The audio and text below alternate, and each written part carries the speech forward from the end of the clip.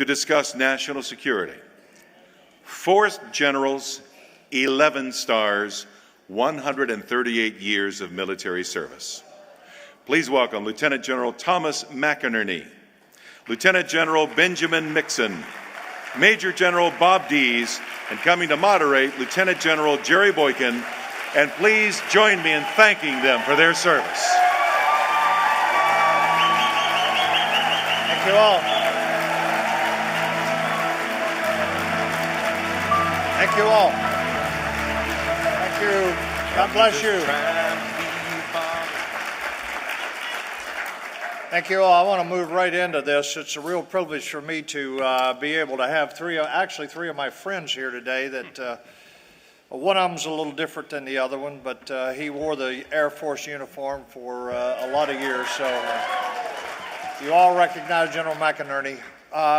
And we have with us today General Tom McInerney, a 59 graduate of the U.S. Military Academy. That means he started the right way and then took a left turn and went in the Air Force.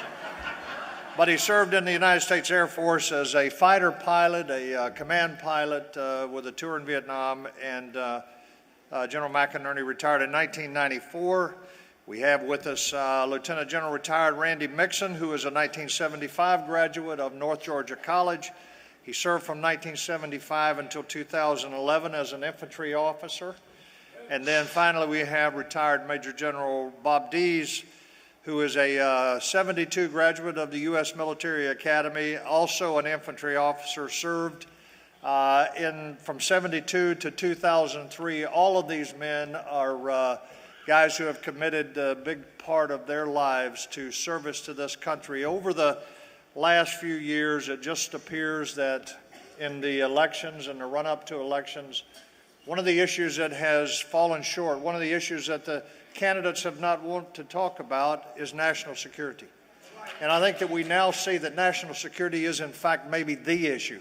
As we get ready to go forward with this so-called deal with Iran, it should be very clear to us all as Americans and also as believers that this has put America in great jeopardy. It has put the future of our children in great jeopardy, but it also has put our very dear allies Israel in great jeopardy. So national security is a very important issue that we are going to have to pay attention to. We're going to have to focus on. And with the 138 years of military experience on this panel today, I'm going to jump right into it and ask General McInerney to lead off and to give us an opening statement. Each of our panelists today will give an opening statement, and then I'll ask them some questions. So, General McInerney.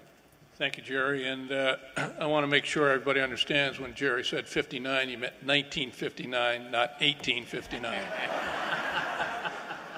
And by the way, I was in the Army for 6 months. I forgot to tell you, Jerry went through Basic Infantry Officers Course Airborne School on the way to Rangers.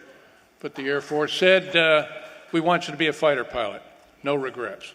Now, let me talk quickly about the long and short-term impact of reducing air power and what it's going to have on us. I'm going to give you some numbers to give you a perspective that I've seen and then go into the impact that we're seeing today.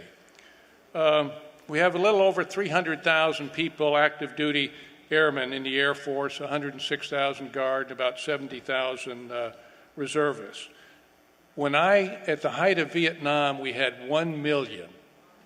So you can see we've been cut by over 2/3. A major problem. It's got to have an impact.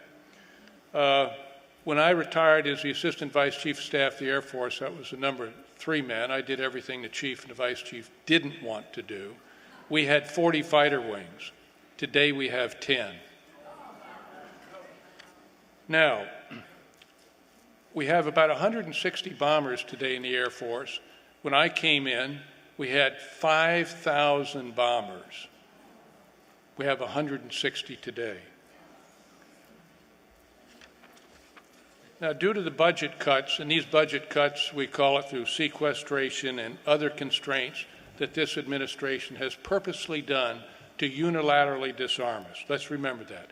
We are unilaterally disarming. Nobody uses that term, but that's what's happened to us. And It's making us make some dumb decisions, like getting rid of A-10s. And we're doing that because of money. We're making dumb decisions.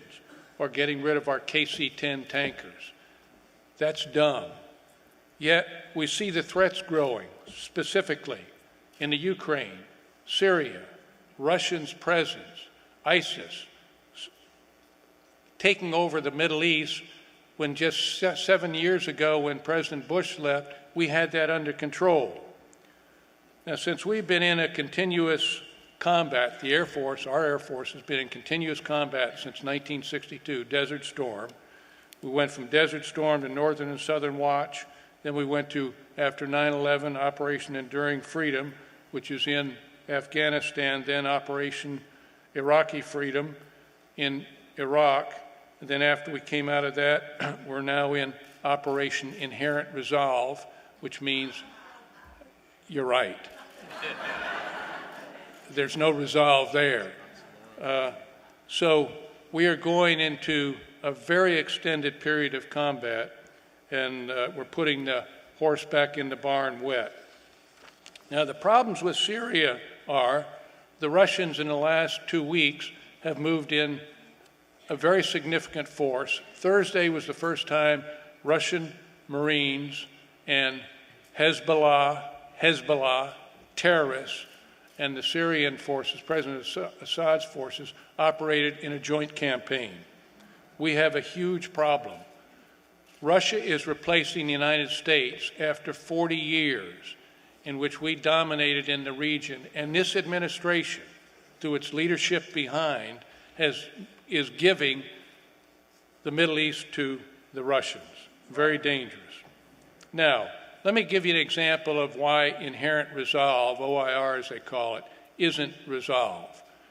In Desert Storm, we flew over 1,200 sorties a day. In Kosovo, we flew almost 300 sorties a day. We are flying somewhere between 10 and 18 sorties a day in Operation Inherent Resolve.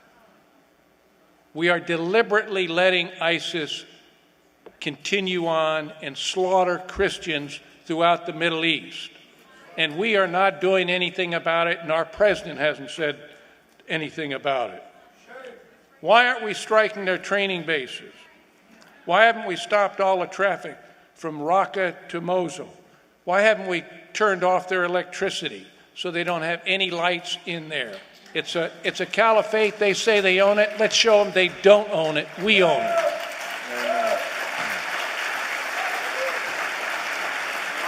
Now, I'm going to wrap this up, and I'm going to say that we don't need U.S. ground forces there. Look, we could. These generals have been there. They've done it. They've won. But then what do we get if we do it? Infidels destroying radical Islam isn't the way it's got to be done. Islam has got to destroy radical Islam, not the United States. We can help with air power, but they've got to do it. Thank you very much. Thank you, Tom. General Mixon. Well, thank you, Jerry, for allowing me a chance to speak to this great group here. And just let me say a few things, and I'm going to reiterate some of the things the General said here. You know, Russia's on the march in the Crimea, Ukraine, and in Syria. China claims the South China Sea as its domain and is building islands with airstrips in that territory, while initiating cyber attacks on American infrastructure and intellectual property. North Korea threatens nuclear attack against the United States and South Korea. The Middle East is unstable. ISIS controls terrain that has American blood in that soil. And our government is about to enter into a nuclear agreement with the world's premier sponsor of terrorism, Iran. These are just a few of the challenges faced by a military that is still under the threat of sequestration. Even without sequestration taking effect, the U.S. military is at a dangerous level of combat readiness, as indicated by the Army reporting that the majority of its combat brigades are not combat ready. So while Rome is burning, the services have placed their priorities on how to include transgenders in the ranks and place women in combat infantry battalions. We have lost our focus, ladies and gentlemen. And in my 36 years as an Army officer, with tours in Iraq, Afghanistan, and the first Gulf War, I have never been more concerned about the defense and the security of our great nation. Now is the time to reverse this decline in readiness of our military, and only we can do it. Thank you.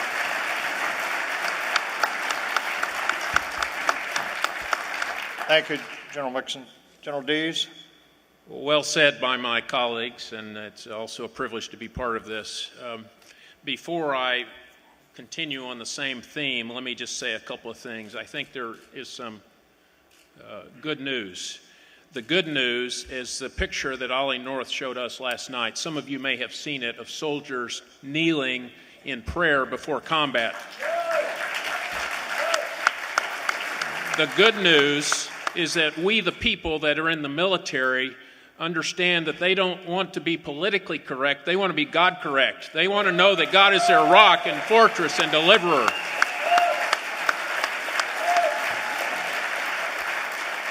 The DoD Manpower Survey says 60% of the dog tags that our troops wear around their neck have something to do with the Christian faith. So faith makes a difference. Faith in the foxhole is critically important, and our troops recognize that, even if their leaders and even if Washington, D.C. doesn't recognize that. Also, the good news is that there are a lot of people fighting the good fight. Family Research Council and Liberty Institute and Liberty Council and Alliance Defending Freedom and ACLJ, American Center for Law and Justice, and then this Alliance for Religious Liberty on behalf of military chaplains, and many others are fighting the good fight along with you folks. So we are not alone, and we need to keep fighting. Now, let me get to the heart of the issue, I think. Napoleon said the moral is to the physical as 3 is to 1. He was saying the physical aspects of things, of warfare, are very important, but the moral is triple that. Well, on the physical side, just since we don't have a Navy representative here, let me give the Navy equivalent of what General McInerney said about the Air Force.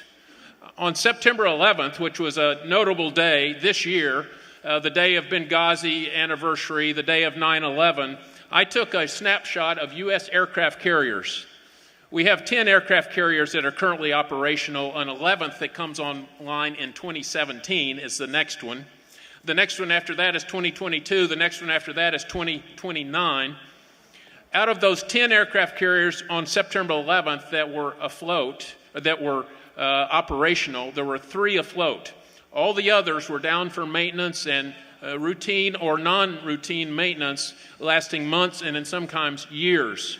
So we do have a physical readiness issue in our military, but my concern is even greater, the 3 to 1.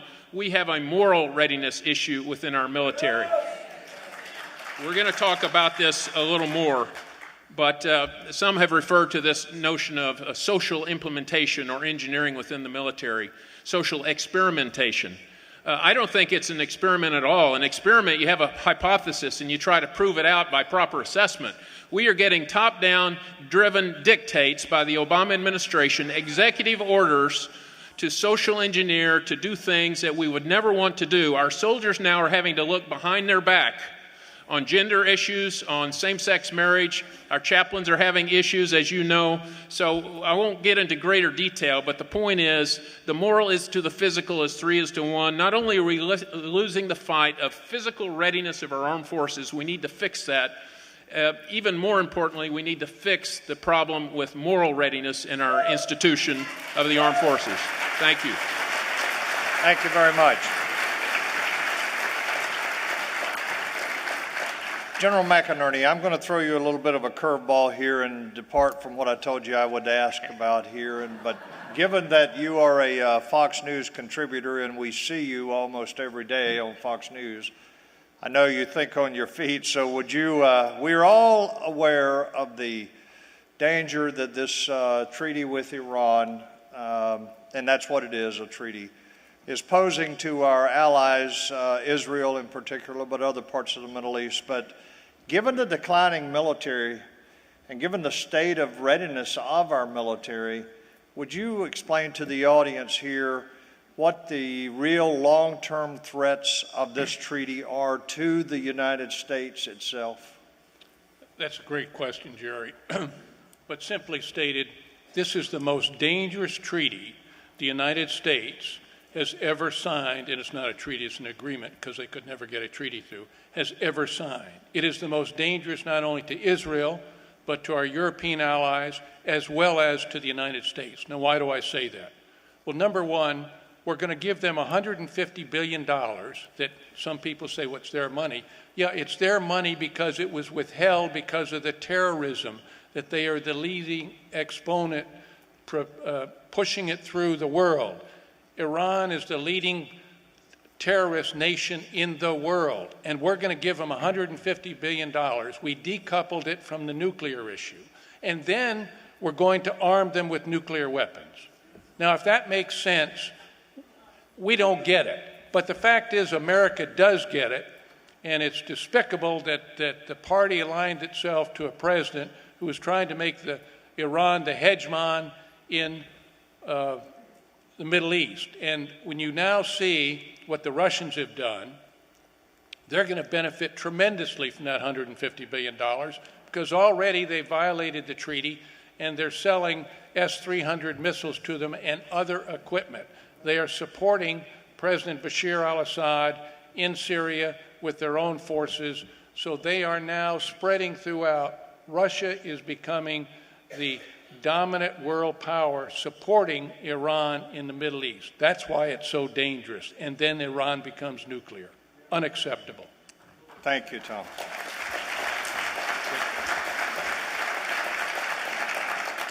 General Dees, you'd like to make a comment? Just two brief data points.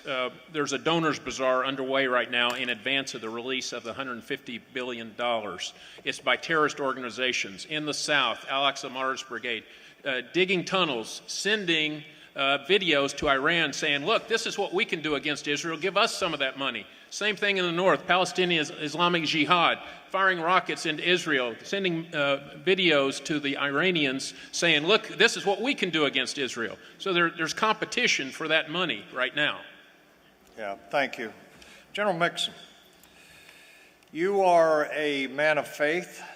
You expressed openly as you were commanding all of the U.S. Army forces in the Pacific region, you expressed your objections to the repeal of Don't Ask, Don't Tell.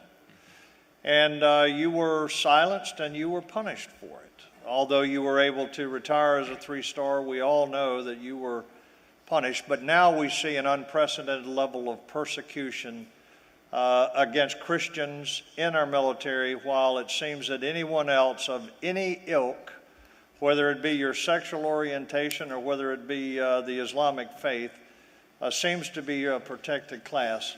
What's the long-term impact, in your view, of this religious persecution on the readiness of our military? How's it going to impact our military? Well, thanks for the question. First of all, let me clarify. The only punishment that I took from my stand against the repeal of Don't Ask, Don't Tell was a tongue lashing by the chairman of the Joint Chiefs. And I can stand that if I got to stand up for my own beliefs and what I think is right. So,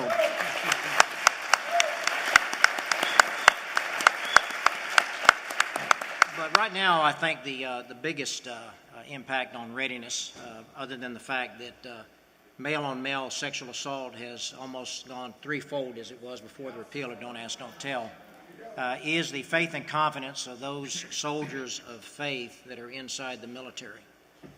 And look, I think we would all agree that everybody should be treated with dignity and respect, and nobody should be harassed in this country. However, what we're seeing is that same thing being turned on its head against those people of faith inside the military. They're going to lose faith with the institution, and they're going to decide that they will just have to take their service elsewhere. That's what I believe will be the biggest impact on the United States military, other than losing the moral authority that they have had for their entire history, now that they have given in to this social experimentation. Okay, thank you. Yeah.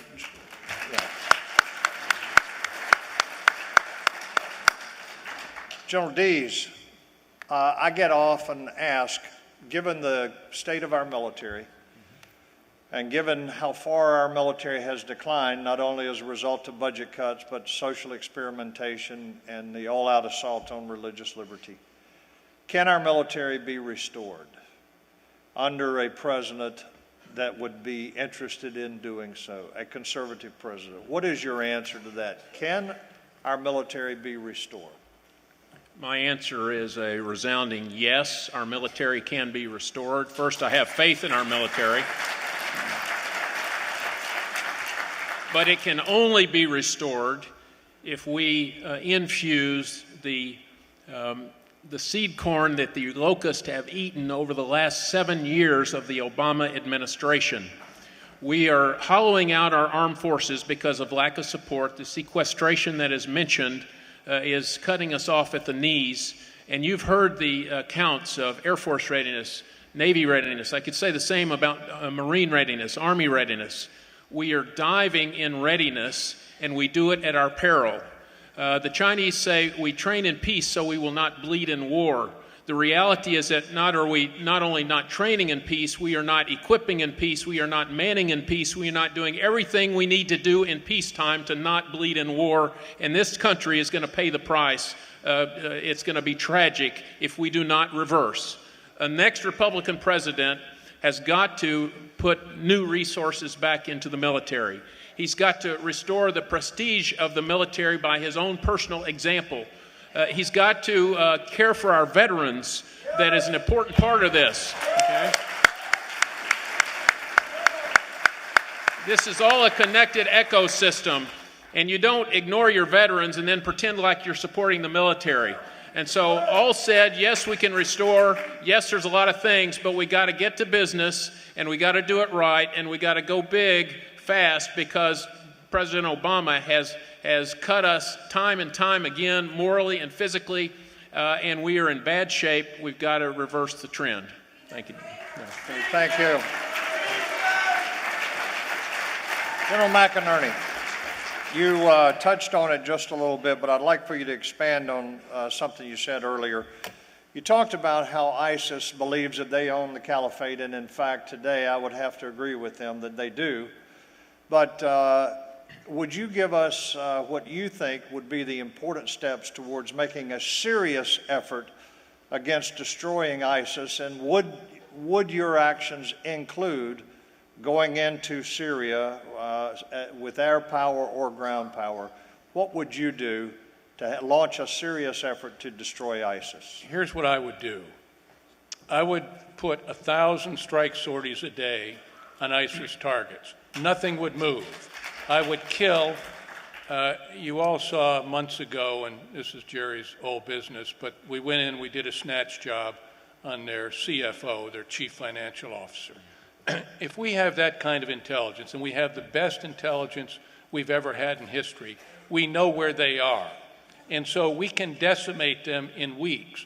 The real question now, because we dithered so long and we let the Russian presence move in, I mean, they have got the most modern fighters they've got, air-to-air fighters. Well, ISIS doesn't have air-to-air, any Air Force, so why do they have them there? Obviously, they have a greater role, and they are now going to make it more difficult for us to do what I said.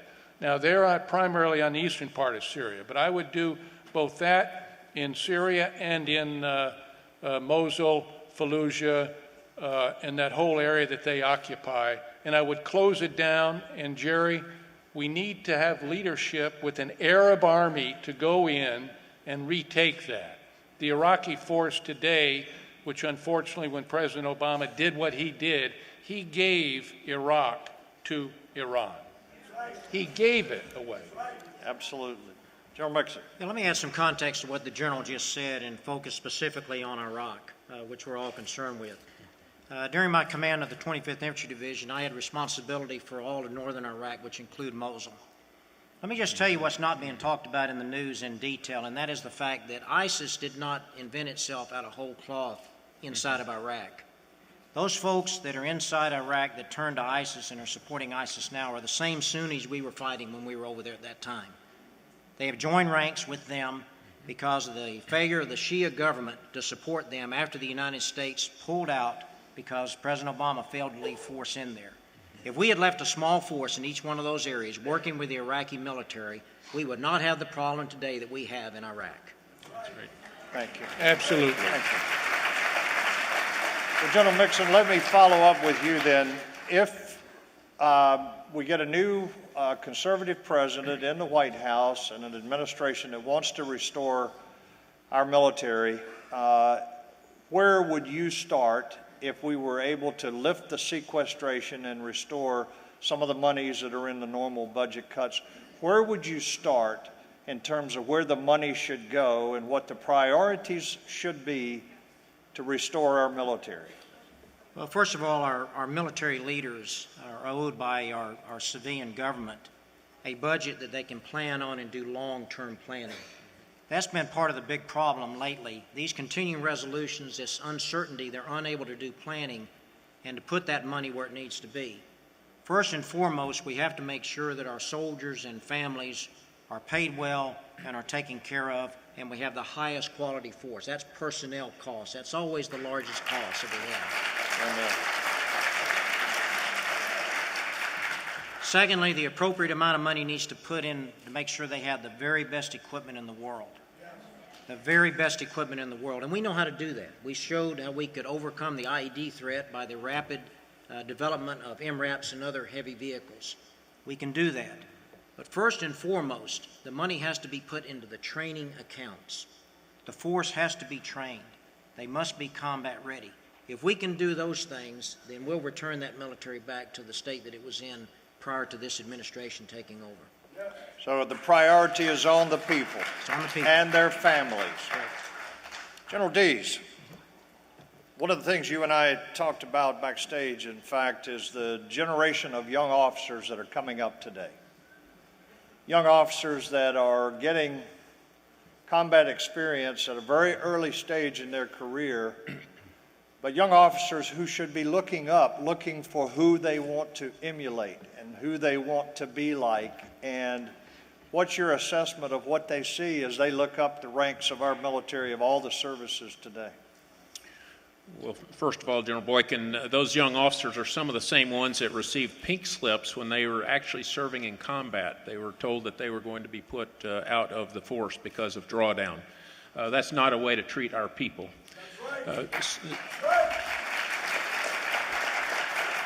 Secondly, these young officers come from our society.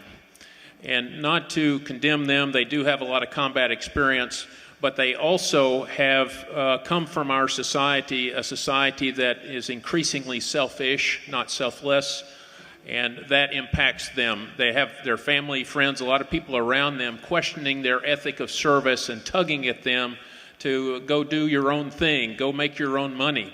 So that's a challenge externally. And then internally, as that they look at their leaders above, we have a rash, regrettably, of poor leadership, of in many cases toxic leadership within the military.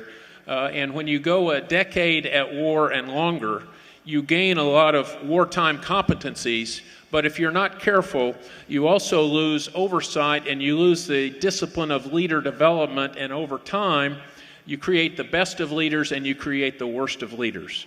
So our young officers are looking up. They're not seeing people that are necessarily selfless servants. They're not seeing people that perhaps they have seen in the past. And so they say, well, I came in the military for a high purpose, a noble calling, and now I just don't see any way ahead. I don't want to be like that person that's leading me. And so I think I'll vote with my feet. I'll go somewhere else. And then regrettably, the problem is that oftentimes the very best of our officers, the ones that are most prescient, that are looking at reading the tea leaves and really want to make a difference, they're the ones that get disillusioned the first, and they're the ones that get out the first, leaving less than the best within our military. So it's a problem we need to fix, and we can. Thank you. General Mixon. Let me give you another good example of what our young officers see.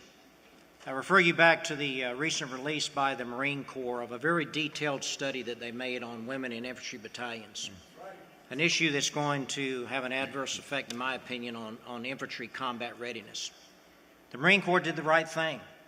They did an extremely detailed test, placing women in these units and put them in a very extreme and difficult training environment.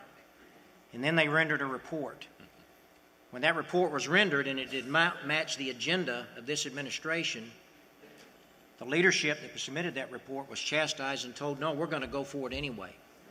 What does a young leader think when a service leader, folks at the 3- and 4-star level, are trying to make a recommendation, as they should, to the civilians? Civilians run the military, and they are just administratively dismissed and say, no, you got it wrong, we're moving forward anyway. What is a young leader that aspires to advance in the military supposed to think when they see this type of thing going on? It's disgusting. Tom, I want to ask you a question that we've all heard this week, the reports of U.S. Army soldiers being told to turn a blind eye to sexual abuse by our counterparts in Afghanistan, and there's a case of at least one Sergeant First Class in Special Forces who has been what we call QMP'd, or Qualitative Management Program. He's being put out of the Army because he was reprimanded for slugging a police chief that repeatedly raped a boy and beat his mother when she reported him. Tom, would you tell this audience the impact that kind of order, that kind of instruction, whether it's in writing or whether it's just a tacit understanding, what's the impact of that on the American soldier when they have to walk away from a situation like that? It's disgraceful. It is one of the worst things I have ever heard.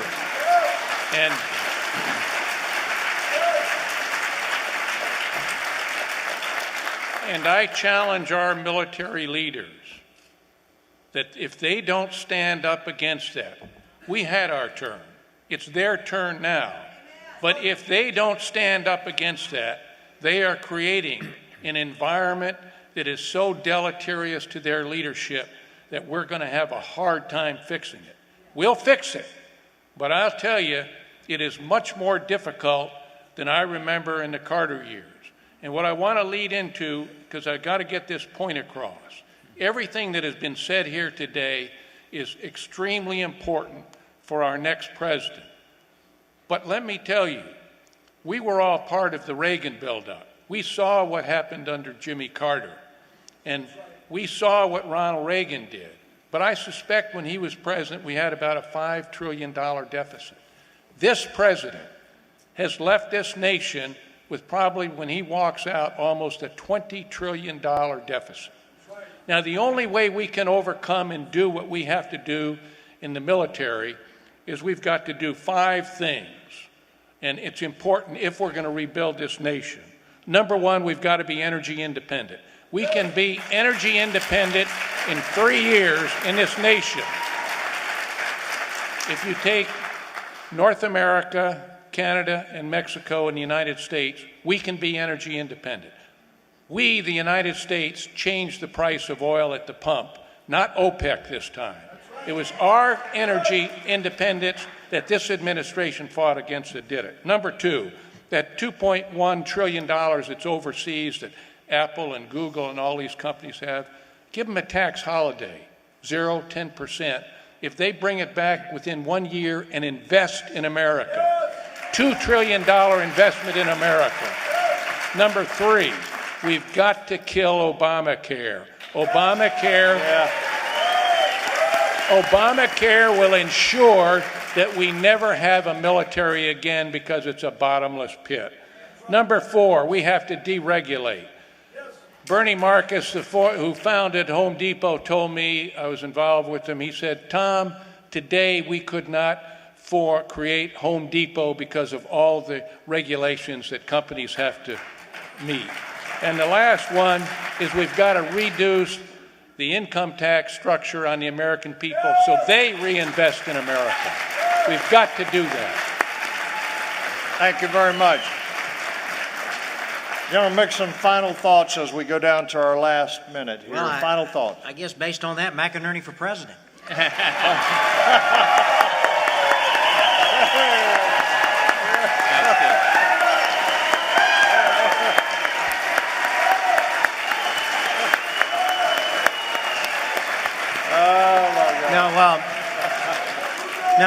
But that's a great example of the kind of leadership that we need with the next president. And ladies and gentlemen, it's up to us. We are the American people, we the people. And so we've got to get out there, we've got to get people registered to vote, we've got to encourage people to vote and put a strong leader in the White House to bring this country back. Amen. Bob Dees. I would simply say that this is a fight, and we, the people, are the warriors. And if not us, then who? If not now, America, then when? All right. God bless you. Give them a hand.